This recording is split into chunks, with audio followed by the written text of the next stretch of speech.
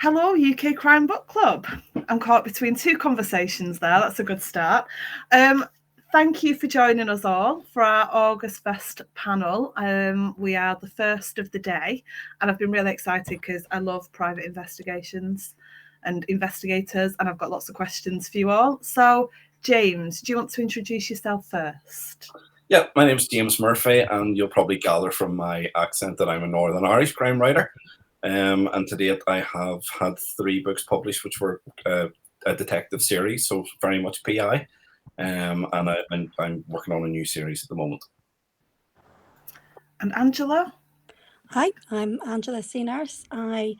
You won't tell from my accent, but I'm a Scottish crime writer. I write the Roe McFarlane mysteries set in Fife. Wendy?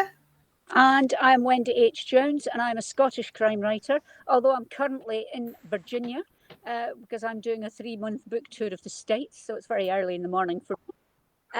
I write crime thrillers, PI mysteries, and children's picture books. Betty the Buffalo Picture Series. See, it's early. And I also write non-fiction books for authors, so I'm all over the place. I want to start with a really obvious question, but it really interests me. Tell us a little bit about your PI, and all of your stories kind of start out in different ways of why the person's a PI, how they came to be one. So, James, do you want to tell us first? Yeah, my private investigator is a guy called Mark Shaw. He was a school principal who had a very close relationship with his uncle, and his uncle owned a private investigations company called Farshut Investigations. Unfortunately, his uncle was murdered, and the police were unable to solve the crime. And Mark, having inherited Farshut Investigations, decides to step in and try and solve it himself. Angela? So, my main character is Roe McFarlane. She is a single parent, and she was planning to become a private investigator, go into her uncle's firm. And just as she's making that transition, her uncle is murdered. And so quite similar, she ends up in that respect, yeah, being very motivated to find out what happened. So that's her kind of origin story. Love it. Wendy? Well, my private detective, private investigator, she is called Cassandra Claymore, and she actually inherits the private detective agency. So Cass Claymore is a red-headed motorbike riding ex-ballerina who inherits a private detective agency, and then she accidentally hires an ex-con dwarf and her granddad. So nobody actually knows what they're doing. Nobody knows anything about being private detective. And they're just muddling along and hoping for the best. And basically, it came about, the motivation for it was I was reading Janet Ivanovich's Stephanie Plum series. And Stephanie Plum's a useless bail bondswoman. And I thought I would like to do a Scottish version of her. And Cass Claymore was born. So it's just an excuse for me to be as crazy as I want in a book. We've already got some hellos. So hi, Laura. Hi, Kaz. Kaz, excuse me. Kaz has asked, does writing PIs give you a bit more freedom? For example, you don't have to follow police procedure. That's a brilliant question. One that I wish I'd thought of. So, James, do you have to have some procedure to follow, or? Well, I suppose for me, it was a bit of a subconscious decision to actually go in with a PI rather than do the full-on police procedural. But for me, it actually worked really well because the story was that he had obviously inherited the role, if you like. So he was a newbie investigator coming up against a newbie serial killer, and I was a newbie crime writer. So we were all just kind of learning as we went. So that gave me license to think, well, if it obviously I researched and I wanted to be believable, and there is some procedural aspects to it. But it did give me a little bit of license, I think, and a wee bit of confidence. Off camera, we were obviously talking about having that kind of chip on your shoulder about being a crime writer and stuff. So that gave me the confidence actually to sit down and the license to do it. Angela? Definitely. I particularly in book 1, I wanted Rowan to be able to be crossing the lines that a police officer couldn't do. I also wanted to give her the opportunity to just be a bit more stabby and angry, particularly in book 1. She's less stabby as we go through, but I wanted her to be able to do things you just couldn't reasonably make a police detective do. And so that's why I went down that route, because I wanted that liberty. See, now all I can think about is a T-shirt with "Stabby and Angry" written on it. I should get that made. You should get that made, yeah. But definitely get your book somewhere on it as well. So yeah, so it's not just like a plausible warning. deniability. Yeah. Wendy? I want that T-shirt. Is all I can think. I tell you, I want that T-shirt. I'll come back. Right, to at some point we need to meet up, and I'll be wearing them. Yeah. Well, to be honest, the reason I did it was just because I wanted to be as crazy as I wanted my character to be, do crazy things, all my characters, which they can do because they're not limited by police. Obviously, though, I want them to know vaguely what they're doing. So she is doing a private investigator's course. So some of it is what private investigators would do, but a lot of it's just madcap capers. So police don't get away with madcap capers. My police procedurals, I have to behave, People have to toe the line, but nobody has to toe the line in the Cass Claymore books because they just don't. And that's one thing, And also, I know the police can get into places that civilians can't, but the civilians can also get into places that the police can't without warrants and things. They can just do what they want. So that's why I wanted a private investigator, really. That's a really good way of looking at it. The fact that actually the police are limited as well in what they can and can't do. Yeah, I've not thought about that before. Sarah Blackburn says hello, and somebody has asked, if you're a detective, what kinds of cases would you like to investigate? I'm going to add to that with, what would you want nothing to do with? Okay. I won't pick on anyone first. Who wants to take it? So I would like the cases that have kind of not been solved. So you've got that bit more free reign, and also not necessarily quite the same pressure as an active investigation. Yeah. I think missing persons are really interesting because there's so many variants of what might happen. So that would be me. Things I would want nothing to do with. I mean, it's probably the sort of things I stay away from is like the darker side of child trafficking and that kind of thing. Would just be like, that's not where I want to go. But yeah, I would like missing persons, particularly ones that have gone cold. I've got to admit, I think I'd be exactly the same. Cold cases, missing persons, really something that interests me. Which one of you, Wendy, James, who wants to take that one next? Well, I'm a bit like Angela in that I wouldn't want to touch anything to do with children. I don't have children being killed in my books. It's not a route I want to go down. I know others do, and they do it very successfully and well and sensitively, but I don't think it's something I could do and do it justice. I would like all the crazy cases, the ones that everybody's like, what the heck? Why did anybody even think of doing this? Never mind me having to investigate it, And when you look up crimes and things, if you look at what people are in court for locally, you think, how on earth did they even come up with that? I mean, seriously, they need to be writing books if they can come up with that, not turn into a life of crime. So that's what I'd like. Kaz always tells us about if you Google your birthday and then add Florida Man to the end of it, some of the crimes that come up for Florida Man on different dates are insane. Things with drugs and crocodiles and fire, and there's limitless ideas. There's enough to go around. So if you want something a bit madcap, then Google a certain date on Florida Man and see what you get. Yeah, good tip. Yeah, it's a lot of fun. I will warn you, it is a bit of a rabbit hole, though. You start, and then you're like, no, but nothing could be crazier than that. Oh, okay, yes, okay, we have a winner. So, it's a nice way to lose an hour of your day. James, what would you investigate? I kind of quite like the idea of investigating crimes that are outside my kind of almost my social class. So if you think like like almost like Columbo, where he's this kind of downtrodden detective going into these, huge California mansions and so on, and being the underdog, so to speak. I would quite like to go in that direction. Although I am also one of those people who would love to be picked for jury service, but I'm exempt because of my job. So I would quite like to go in and look at some kind of crime where maybe you can see there's been a miscarriage of justice, and then maybe look at how that could be rectified. Yeah, it's another interesting one.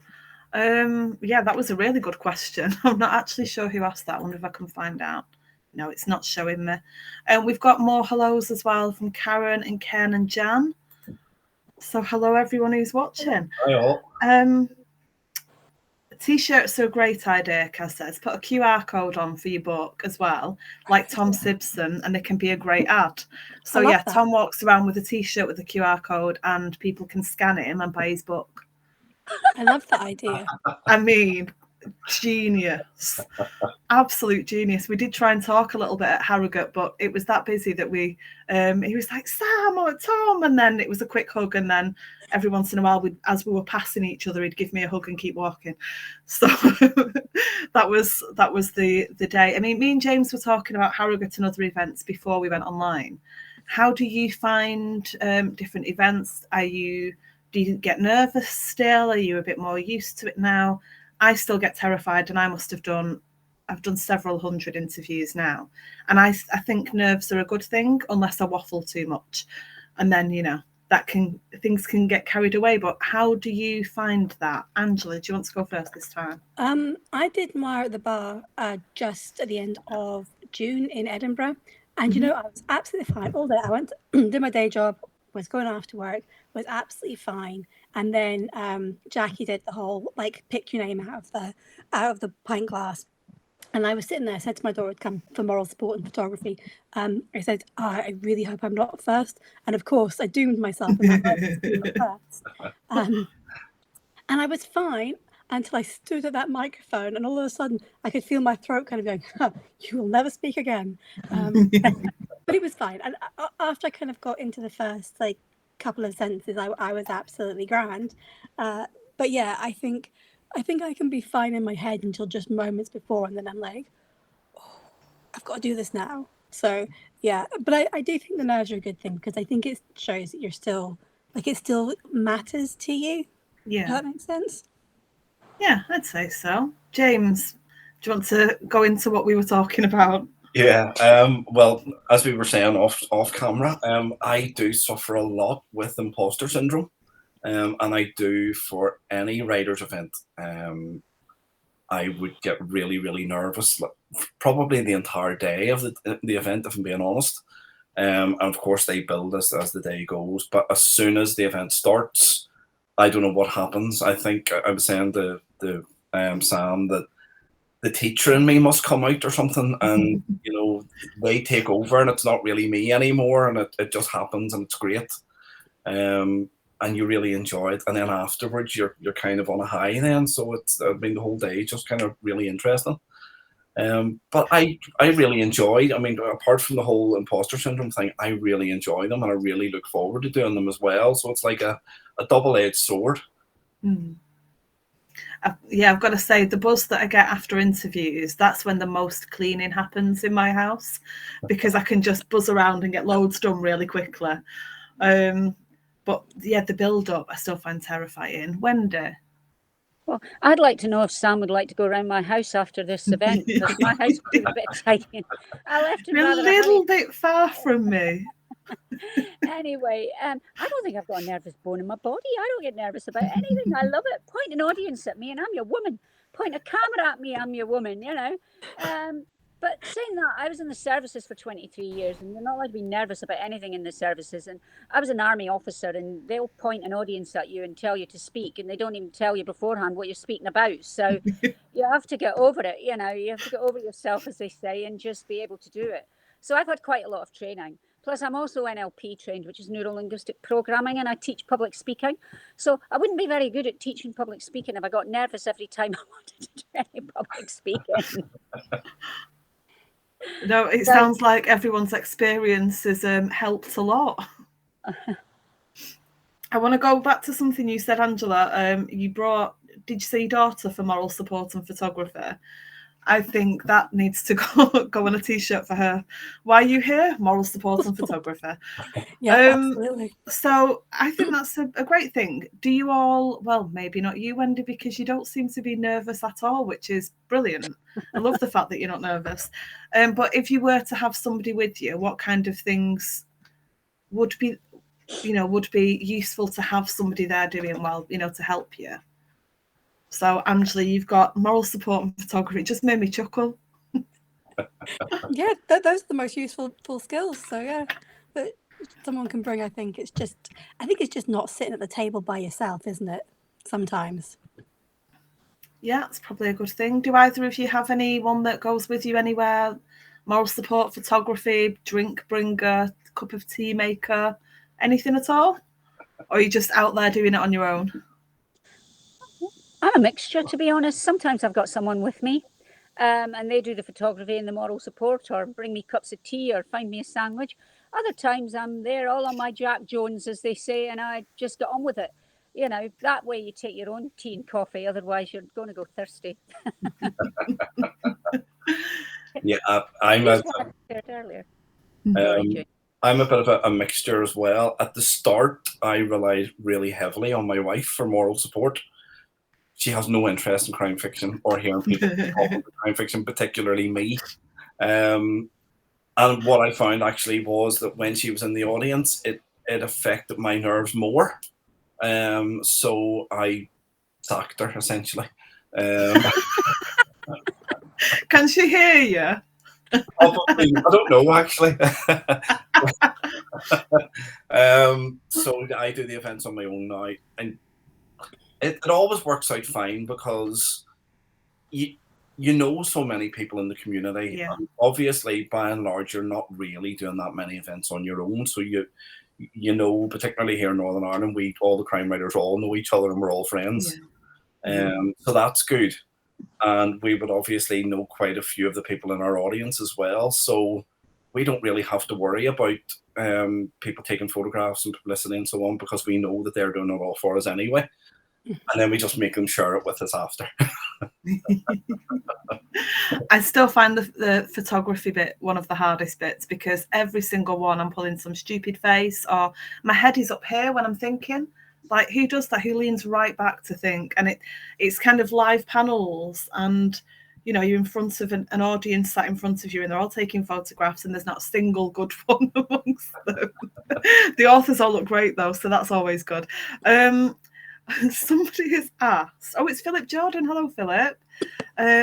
If you were all framed for a crime, what PI would you like to be on your case? E.g. Sam Spade, Jessica Fletcher, Corman Strike, Magnum PI. Oh, Magnum PI. I'm a big fan of Jessica Fletcher. But yeah, Tom Selleck might get my vote. So, Angela, let's go to you again. It's a difficult tie between Columbo and Poirot, I think, to be honest. I'm maybe going to go Poirot because he's just the sort of person who wouldn't give up. So yeah, that's what I'd want. Wendy? Sherlock Holmes for me, just because his author is Scottish. Let's keep it in Scotland. No, Sherlock Holmes definitely for the crime. Although Magnum PI, I might want him as well, because I wouldn't turn Tom Selleck away from the doorstep. That's for sure. Even in Blue Bloods, if Blue Bloods, he tipped up to solve my case from there as well, I'd still be happy. James? I'm going to turn the whole thing on its head a little bit, because you'll probably see from my thing behind me, I'm an 80s nerd. So I would want Michael Knight and Kit getting me sorted. Such a good answer. Okay, yeah. Such a good answer. Yeah, you may win. You may win over Tom Selleck. I'm pretty pleased with that one. That's a good one. Karen's saying she hates being photographed and she never listens to her interviews. Can any of you watch yourselves back? Yeah, I can, but only because I had a job about 10 years ago where I did a lot of training and it was all recorded, and you part of the job was you had to sit and watch yourself back, and so I got over that kind of like, oh God, is that what I look and sound like thing then? So I don't mind so much. I wouldn't watch intently, but I can have it on in the background to check that things have all gone all right, or but it doesn't bother me. James? I generally don't. It doesn't bother me. I mean, I can do it and have done it. But I try not to, because when you see yourself on screen, you kind of think, that means I'm going to have to start at that and then I'll just like not do it after a week. So no, I tend to not be so cruel to myself. I think I can watch a little bit if I need to. I'm a bit more over it now than I was at the beginning, but I'd still rather not if I don't have to. Wendy, can you watch yourself back? I can watch myself back. It doesn't bother me, but I don't tend to, because I know all the answers. I know what I've already said. There's nothing unique in my interviews because I've just given all the answers, so I know what they are. Right, Wendy, I'm going to stay with you for a minute. I'm going to ask, are there any authors with a similar name and any repercussions from that? Oh, there certainly are. I'm Wendy H. Jones for a reason, and that H is the most important H in the history of the world, especially for somebody that writes children's books, because there is a Wendy Jones who wrote a book called The Sex Lives of English Women. I know nothing about the sex lives of English women. I know nothing about anybody's sex life, just in case anybody thinks I'm weird. I think it must have been her thesis is all I can think, for her PhD or something. Really, seriously. So, but when I go into schools, I have to be very, very, very clear that I am Wendy H. Jones, and they miss the H out of their peril, because if they send anything home and the parents Google it without the H, they're going to get nasty letters and their kids pulled out of school. They might have a visit from the school board. So, and there's no sex in any of my books, I might add, or swearing. So, people are going to get a shock if they're looking for something about the sex lives of English women, because it's not in my books, that's for sure. I'm assuming neither of you have had a similar experience. Not quite like that, but I do share a name with a famous music producer, which when you're looking at some of the business stuff that we have to do as writers, your SEO and all that sort of stuff, I just get lost in pictures of this producer. Although I do find it funny, one of my favorite bands, people that know me know that I'm a big Pulp fan. And they actually worked quite recently with the producer called James Murphy, which was bizarre. But yeah, so when you go along with your ID and try and get in. My only thing is, because my surname is also a profession, it can be a bit, like you say, on that kind of Google search. But the Angela C part works quite well to distinguish. Yeah, it can be a bit difficult sometimes.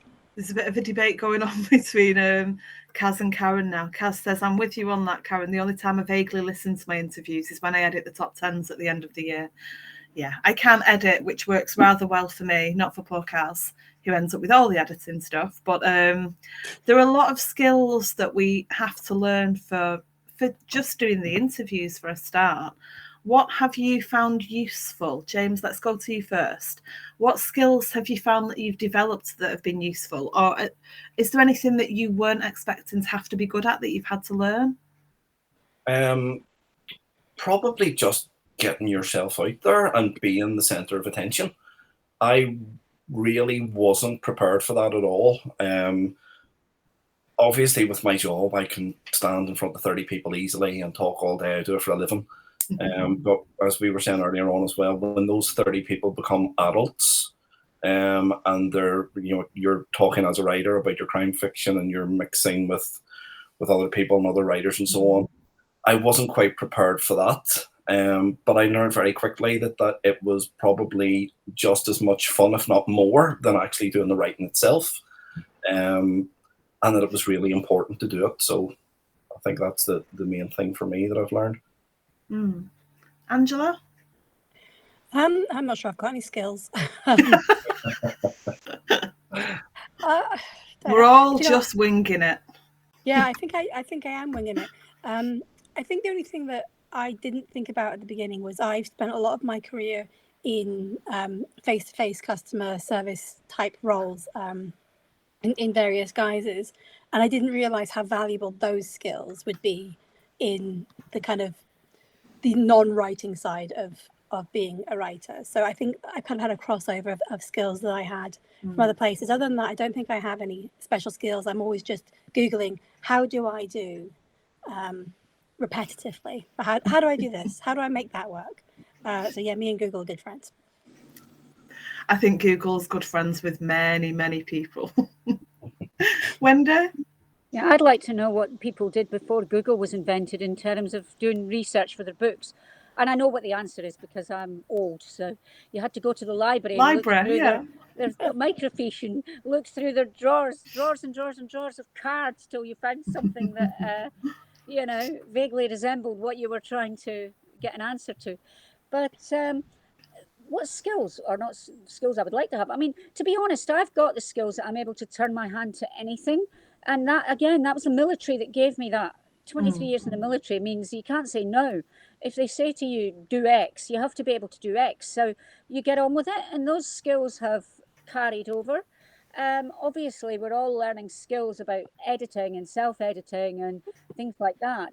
But I'm very, very fortunate in that I've had a lot of marketing training. And all I did was turn my marketing training into book marketing training to make it easier for me. If you're wondering where I got the marketing training from, I worked very briefly for Slimming World. And Slimming World gives you fantastic marketing training. And it's all based on NLP. So it was as easy as anything for me because I was already NLP trained. And I use a lot of those skills, the NLP, which is neuro-linguistic programming, in what I'm doing. So that helps as well.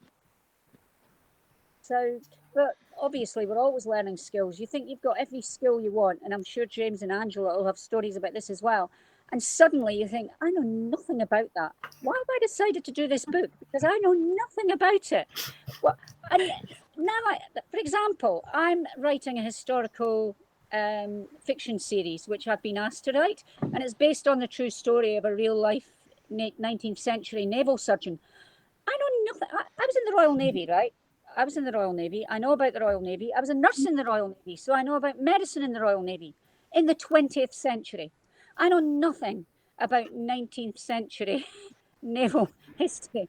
So I'm learning a lot about 19th century naval history. And you're like, why did I agree to this? But I've got research skills, which we all do because we've developed them as authors, and you're just turning it to a different genre. So, yeah, be careful before you say yes, is all I can say. Has that happened to either of you, that you've agreed to something and then wondered what you've got yourself into? Yes. No, Angela's shaking her head. No, Angela's too sensible. Go ahead, James. No, well, when it's all stuff I enjoy anyway. But as we all know, when we're kind of developing our platform as an author, we tend to say yes to doing events and stuff, and we've talked about that, and that's all brilliant. But I tend then, because you do some of these events and they lead to other events, and people start to get to know you and so on, then I found myself now with the role as director of the Northern Ireland Festival of Writing, which I have zero time to get to do, and the Irish convener of the Crime Writers Association, which I have even less time to do. So yeah, you do end up saying yes to stuff and then thinking, okay, this will be really good, and it is really good, but it takes up an awful lot of time. Do any of you have any rabbit holes that you get sucked into procrastination wise? I find, sometimes you're about to say something and you think, should really shut my mouth now. I really, really like at the minute the petty revenge threads. So but not in kind of it's like petty and harmless. It's just going to irritate the other person back. It's not something I would ever do, but I can imagine writing a character that would. So what takes you away from writing when you're supposed to be concentrating? What gets your attention instead? Or are you actually really, I get the feeling, Wendy, you're going to say don't procrastinate. I can procrastinate with the best of them, I tell you. See, if I'm meant to be editing, my house is spotless. Oh yeah. Spotless. If you come around my house and it's completely tidy and it's clean as anything, either I was expecting you, in which case I've cleaned up for you, or I've been editing. I can, my fridge will be, you could eat your tea inside the fridge. You wouldn't even need to take it out the drawers in order to eat from it when I'm editing. I'm really good at it. So cleaning, okay. James? Anything. I mean, yeah, I've done maybe not so much the cleaning, to be fair. But yeah, obviously, like everybody else, my phone is a big distraction, as is TV. So maybe true crime, and then that way you can call it research as well. So, but yeah, really anything that, particularly as you say, editing, or when you've written to the point where you kind of don't know where the story's going next, and maybe you need that wee bit of time away anyway. But yeah, anything. And that shelf really needs painting right now. That's what I'll do. Then the idea will come to me. Exactly. Angela? So I am very good at procrastinating, but there's not one specific thing that I do. It could be anything. I tend to find that I start with one thing and it will lead to another, which will lead to another, which will lead to another, none of which were intended. So, I could start out thinking I'll tidy up and then have to take them to the kitchen and go, I'll make some cakes whilst I'm here. That'd be nice later. Then I'll, do that. And then I'll be like, oh, I should get back to doing that. Normally, again, when I'm editing, not so much when I'm writing. When I'm writing, it's more if I have to check something. So in my books, there is a historic element to them. So I have to be like, all right, well, what type of mobile phone were you using in 2012 or something like that? And then I'll be like, oh, and that can lead down a little. So I have to be quite careful with that. But yeah, no, when I'm editing, it can just be any particular domino effect of multiple activities that I'm not editing. If any of your editors are watching now, they are going to know to crack the whip a bit now. Yeah. When you're editing, ringing you up. What are you doing, Wendy? How's your oven looking? It's very clean. Right, get on with your edits. Precisely. Can I add something else? If anyone's Absolutely. looking for a really good procrastination tool, research is brilliant, because you can start off looking up, right, what sales were on X ship in the 19th century, and before you know where you are, you've done enough research on the history of the sales in the United Kingdom, the USA, with a side trip to the Caribbean, that you could actually write a 1,000-page non-fiction book on it and procrastinate even more, because without doing what you want to do, without writing your book. And I have to say, if my agent's listening, sorry, Amy, I am writing the book, I promise. I'm not bringing out a book on sail making through the ages. You don't think you are, but you haven't been asked yet. Oh, yeah. You'd have a head start on this one. Seriously, you'll know everything about the sewers in Victorian London, and you're like, my character didn't even go to London in Victorian times. Why am I researching this? What is this all about? Yeah, no, I feel that, Wendy, because in my most recent book, there's a very small archaeological thread, and because it was set in a certain place, I thought, well, I better know what happened there, like what archaeological discoveries were there, and how could that be linked? And that took me down a path, because I quite like archaeology. I was like, I need to know none of this. Like I found out what I needed to know about 20 minutes ago, and I really should have stopped. But I was like, oh, that's quite interesting. So, yeah. Have any of you, with your research, found that your story has gone in a different direction because of the research you conducted and things that you found out? I don't think so. No. Well, that was a good question. All three of you looking at me. No, absolutely. I mean, not. I have to say, when I first started crime writing, I knew I used to teach medical law. So, not that I'm a lawyer, by the way. I was in the military. That's what I mean. They needed somebody to teach medical law, and I was chosen from a cast of me. You're doing it, so So I know a little bit about law, but it was English law. And then I fast discovered when I moved back to Scotland and started writing Scottish crime fiction that Scottish law is completely different. So there's no such thing as GBH in Scotland. It doesn't exist. It's called something else. assault to serious injury, and things like that. And there's no such thing as kidnap of a child in Scotland. It's plagium or theft of a child. It's theft of a child. Plagium, it's called. So yes, that did take me in a different direction, because a good one. Because I'd have looked a right prat if I'd have brought out all my Scottish crime books and everything was English law.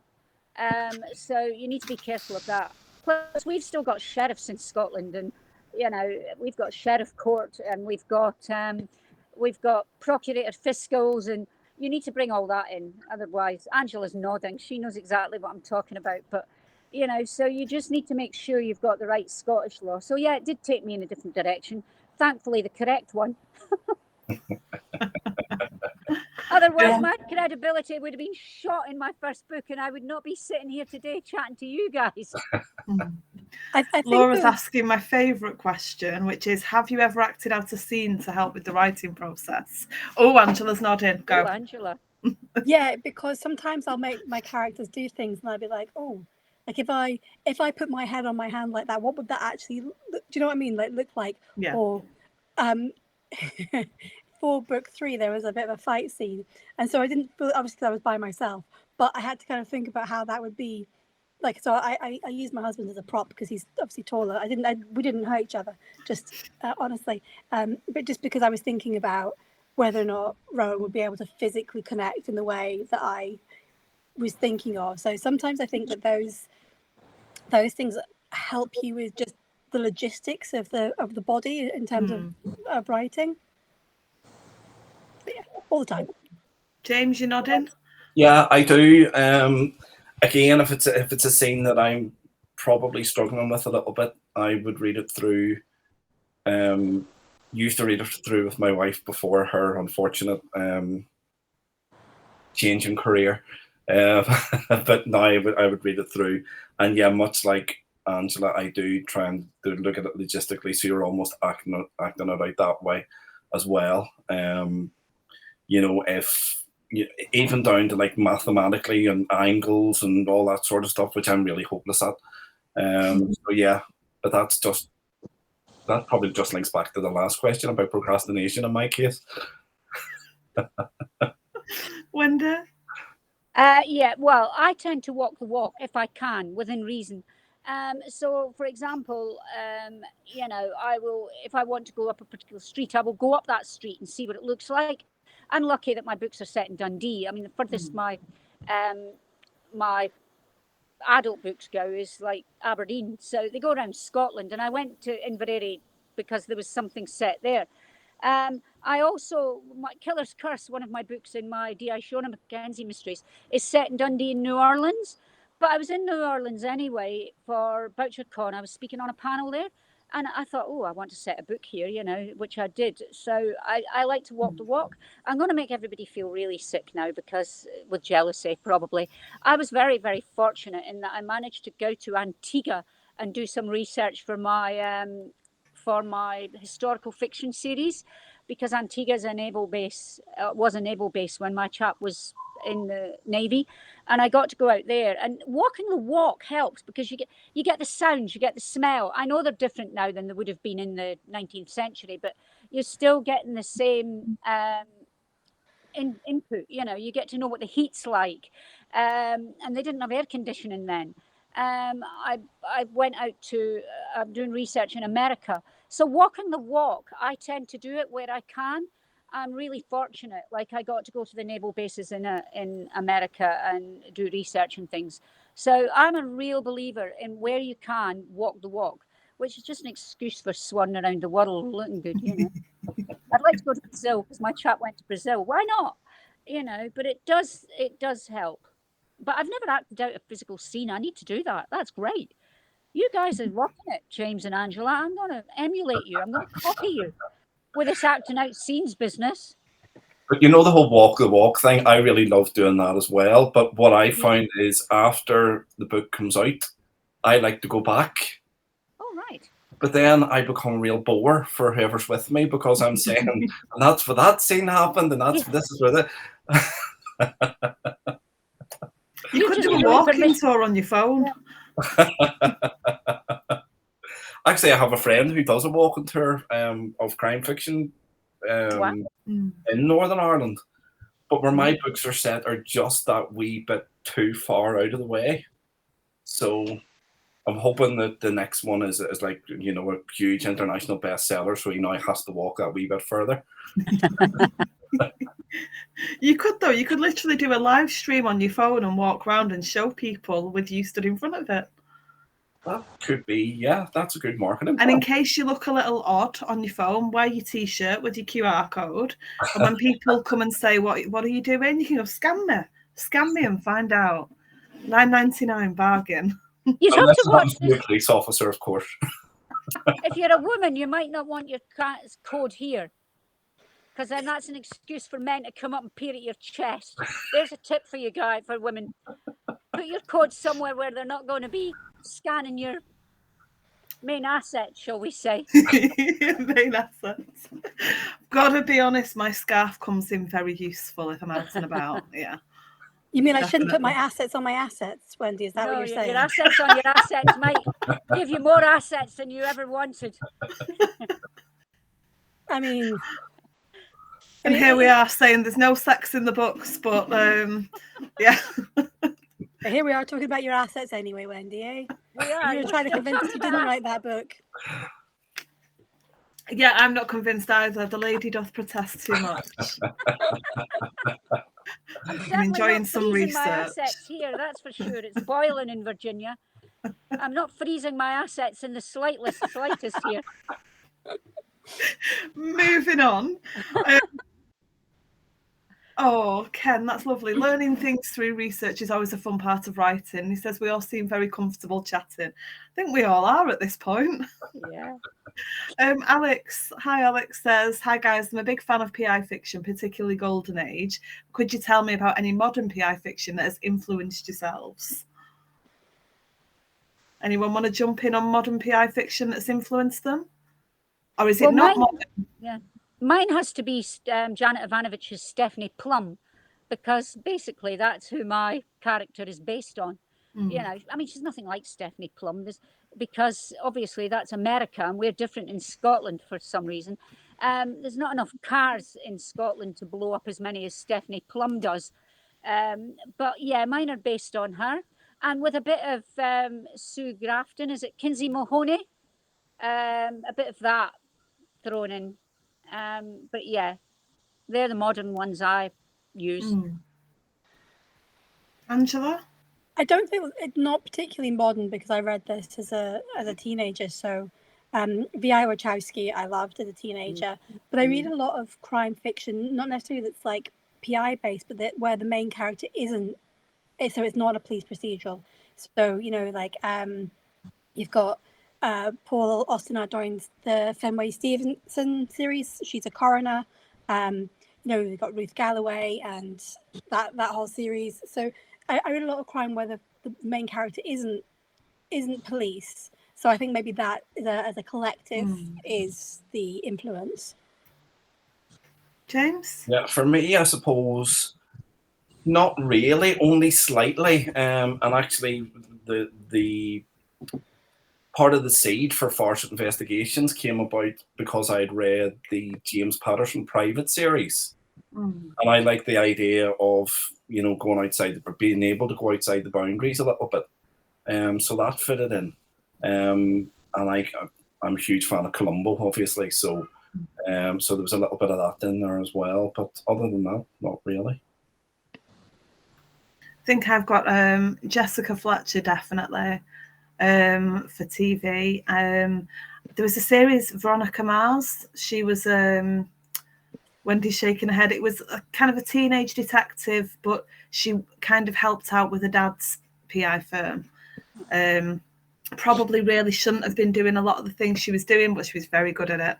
She really was a chip off the old block, and her dad was lovely. And it was nice to see a dad-daughter kind of show as well, something a little bit different. I'm sure there's 1,500 things that I'm missing there. A lot of reading and watching of PI stuff, which is why I was like really excited for this panel.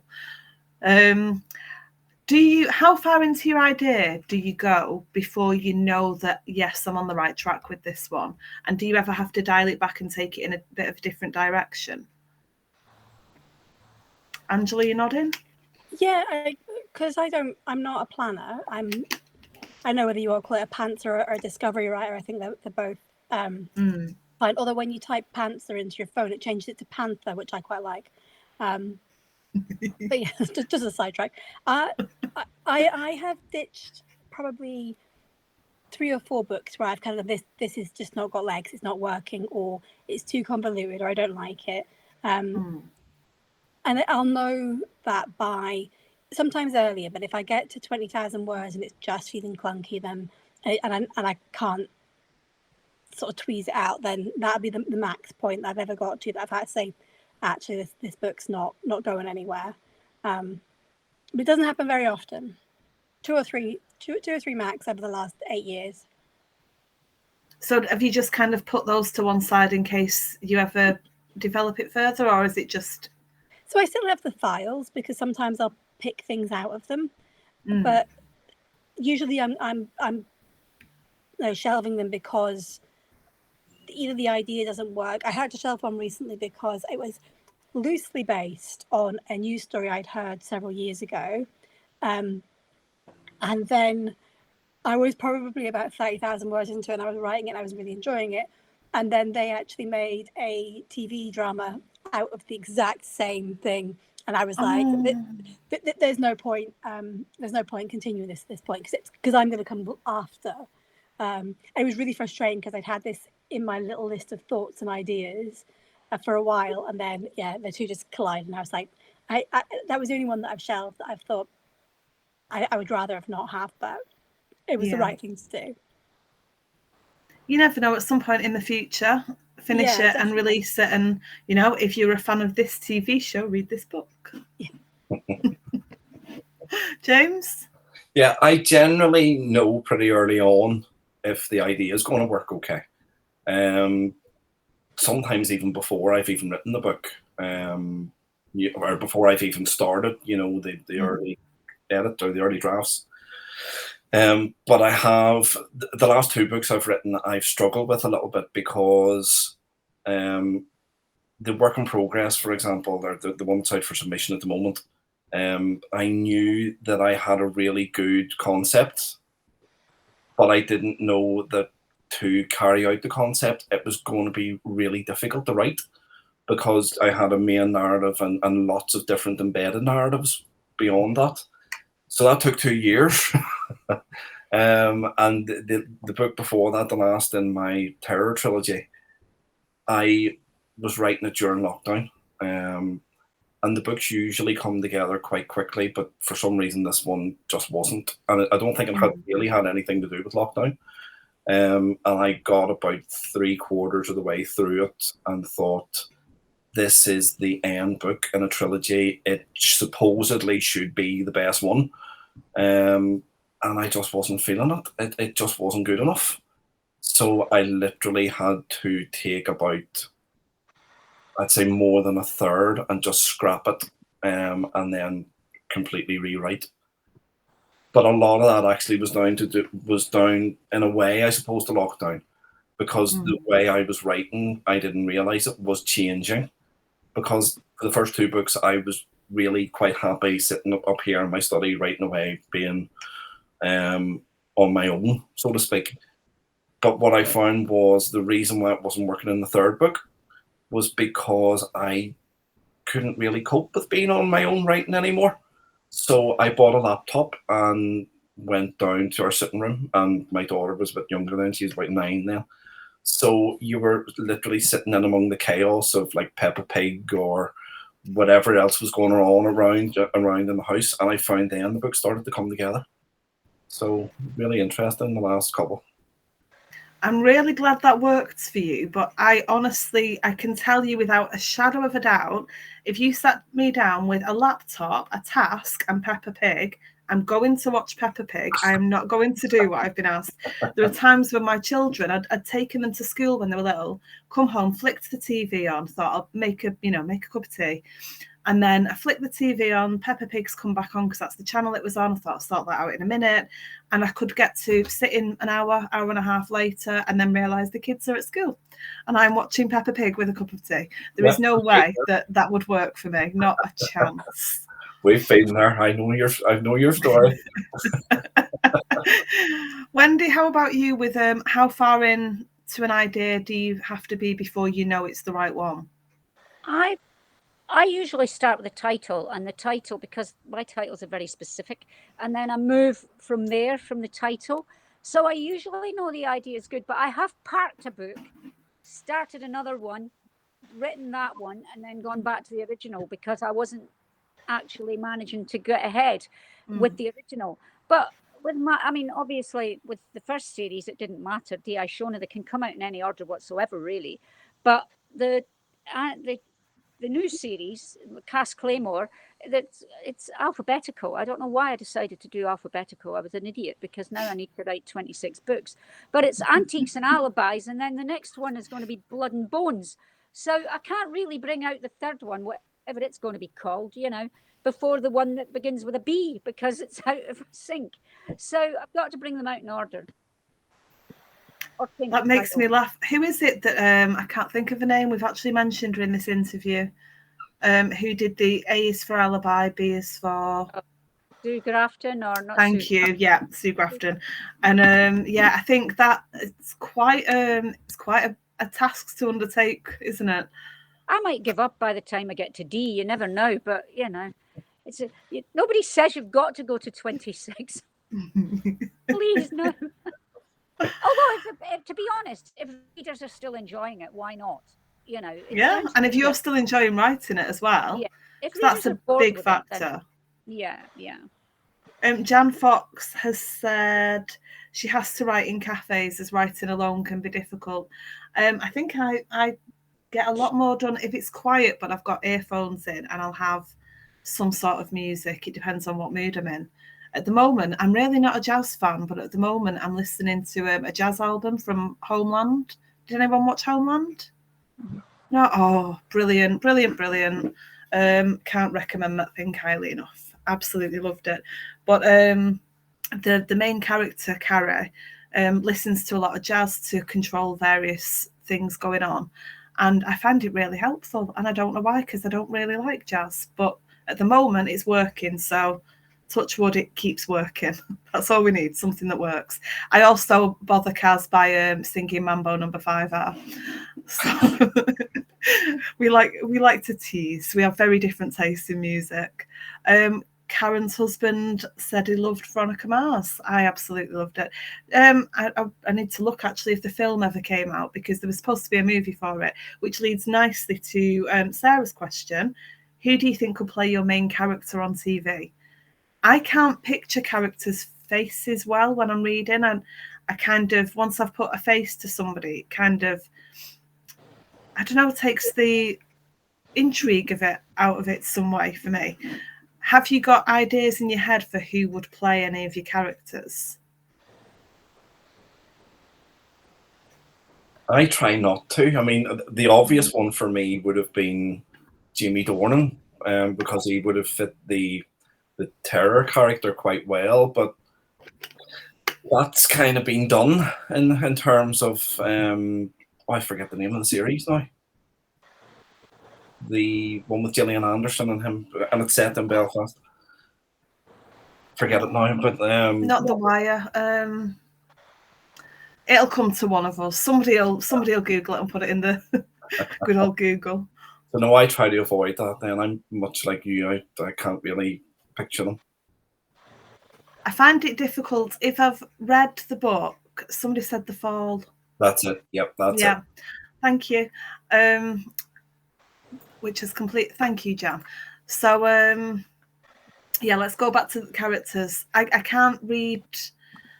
I couldn't watch Mark Billingham's Thorn series, for example, because I knew there were still more books to come. And if I've got that in my head from seeing it, I'm not going to be able to read the book. I can read the book and then watch the film, but it doesn't work for me the other way around. So, Angela, how do you find the idea of choosing a character, a person to play a character? I think people ask you that quite a lot. And for me, Although I do give some physical characteristics of my characters, I am deliberately vague because when I read, I don't think that I imagine characters in the same way that the next person does. That their characters sort of come to life, and that's my version of them. And like you, I don't mind then if on the when you watch telly or a film, if the character doesn't have to be an exact replica of the physical description, but as long as they portray the characteristics right. So I find it really hard to answer that question. There's a couple of people who I think would be sort of right, but they're not in the right age bracket for Rowan. So yeah, no, I'm shocking at answering that question because I don't think I know what Rowan looks like to me, but I bet that's not how he looks like to other people. So yeah, I'm rubbish at that question, I'm afraid. Sorry. Wendy? I'm not going to be helpful either because I don't have any clue whatsoever who would play Cass Claymore. She'd have to have red hair. There you go. But saying that, I'm not trying to be funny. If anybody takes on Cass Claymore to film it, they'll do them exactly as they want to do them. She could be a blonde-haired Norwegian. You know what I mean? It's just, it is what it is. They'll change it to fit what it is they expect for their television. So all I know is she's got red hair. I can't really picture her myself, so it'd be difficult for me to come up with something. I mean, she was a ballet dancer, so she's slim. But I don't know, to be honest, I'm rubbish at remembering actors and actresses' names. So they're lucky I remember Tom Selleck, So I would struggle to come up with any actress to play it. Although Quill, who's an ex-con dwarf, and now I can't remember the name, but I do have somebody in mind for him. Who's the chap that does the Tenable? Warwick Davis. Him. He would be good. He'd be good for Quill. Brilliant. He'd be good.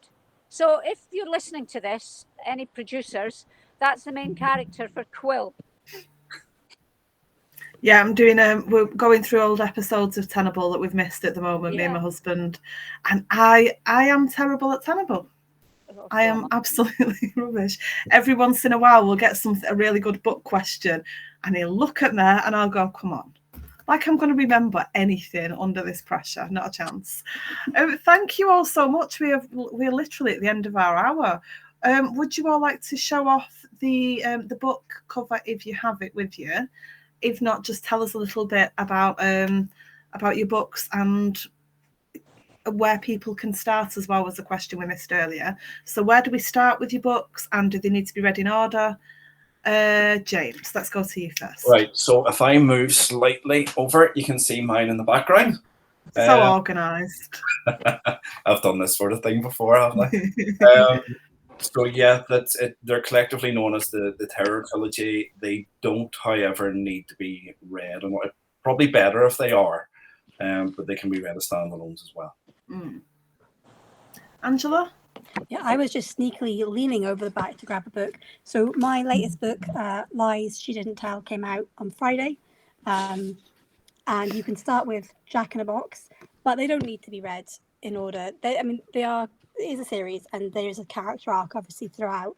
But I think that they work quite well as standalones, and you'll not think, "Oh, I need to know X to read this book." So yeah. So that's me. Wendy? And I'm in somebody else's house, so my books are in boxes in the bedroom. I might add, they're not in here with me. So, but the first book in my Cass Claymore series is called Antiques and Alibis. And basically she's been given a case, much to her surprise. It's her first case ever. She's no clue what she's doing, and it's just a laugh out loud load of capers while they're looking for a missing antique teddy bear. But there's more to it than that. There is a dead body in it, of course. The first book in my Shora Mackenzie mysteries is called Killer's Countdown, and everybody calls it Wendy's Killer series, despite the fact it's called the Detective Inspector Shona Mackenzie Mysteries is a series, but all the books start with killers. So Killer's Countdown.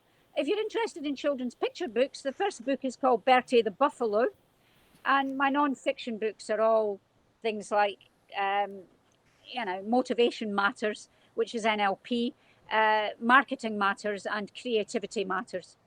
So again, everybody calls it Wendy's Matters series. They're called. It's the actual Writing Matters is the series name. Writing Matters. And got to remember that H. And remember the H. The most important H in the history of the world. Unless, of course, you are looking for the sex lives of English women, in which case, have at it. But I didn't write it. I mean, I'm kind of curious now. We've talked about it so much. So I swear this woman's a #1 bestseller because I mention her all the time. I've got to stop it. I'm actually marketing her book for her. I think with a good reason, though. You're a children's author. You don't want to mix those up, like you said. No. That would not end well. Thank you all so much. Thank you to everyone who's watched and asked questions and said hello. It has been really, really lovely to see you all.